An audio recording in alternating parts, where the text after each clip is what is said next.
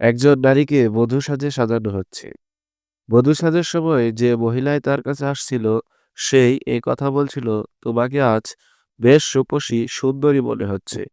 তোমার চুলগুলো কতই না চমৎকার। তোমার চেহারায় না কতই আকর্ষণ রয়েছে।" মোট কথা যে আসছিল সে তার প্রশংসায় ছিল পঞ্চমুখ। কিন্তু বধূবেশী নারী সবাইকে একই জবাব দিয়ে যাচ্ছিল যে, "তোমাদের প্রশংসায় আমি সন্তুষ্ট নই, আনন্দিতও নই।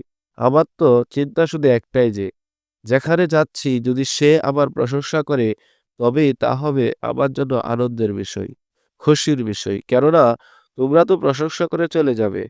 তোমাদের প্রশংসা ক্ষণিক সময়ের জন্য। কিন্তু যার সঙ্গে আমার চিরদিন কাটাতে হবে, সে যদি আমার প্রশংসা করে, তবে সেটিই হবে আমার জন্য আসল প্রশংসা এবং তাই হবে আমার প্রকৃত খুশি ও আনন্দ। সুতরাং এই নামাজ, এই সাদগা, এই দান খয়রাত যা আমরা আদায় করছি, এর জন্য মাখলুক যতই প্রশংসা করুক তা একেবারে অস্তিত্বহীন, এর কোনোই মূল্য নেই। যতক্ষণ না আল্লাহ তাআলা এই কথা বলে দেবেন, "আমার বান্দা, আমি তোমার প্রতি সন্তুষ্ট। আমার বান্দা, আমি তোমার প্রতি সন্তুষ্ট।"